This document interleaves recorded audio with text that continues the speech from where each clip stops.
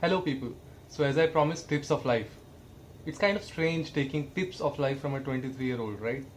But sometimes life gives you lessons quite enough to be talking to people soundly and hopefully helpfully.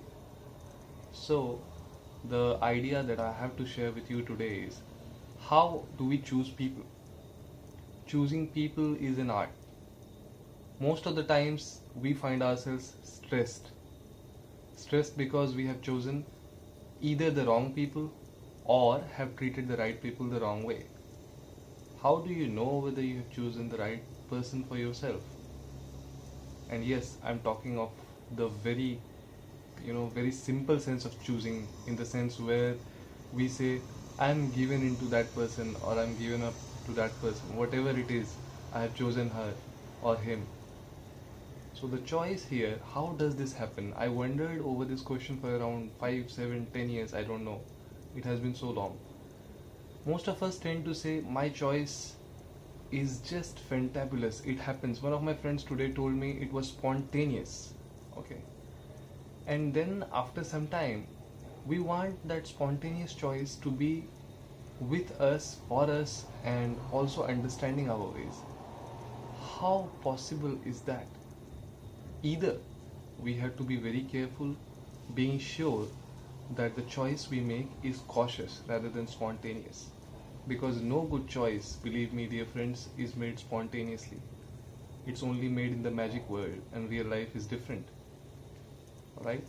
We tend to say, it just happened like magic. It makes me feel wonderful. Wow, he makes me, in another world. But how long is that going to take place? After some time, he'll have a old belly. Sometimes he'll have a very raw mood rash. And then girls go on saying, no, he no more understands me. On the other hand, guys would say, when I used to call her, she was always around. When I used to do this, she was always there for me. When I used to do that, she was always around. The problem is we don't understand that times are changing. People can change. That's one way of thinking about it. The other way is to change yourself. Because most of the times we find ourselves in hyper stress because we believe that others, whom we actually do not believe to be others, we think they are ours, right? So, to what extent can somebody be yours? These are questions you should ask yourself before you end up branding people. They are ours. He's mine. She's hers. What do you think is the base of a relationship? We say we are in a relationship. Somebody told me, I just began it 3 years ago. I liked him a lot. He was like this, he was like that. Do we test that this is going to last? Or is something such that we just begin in a spark? How long will the spark last? I personally believe that we have entered a culture of instantaneous, like fast food culture. So our relations have also become fast food, eat and throw. It may sound pessimistic, dear friends, but till 23 years, the experience that I have is telling me this, that we are failing to believe in ourselves. We are believe we are actually failing to believe in others as well.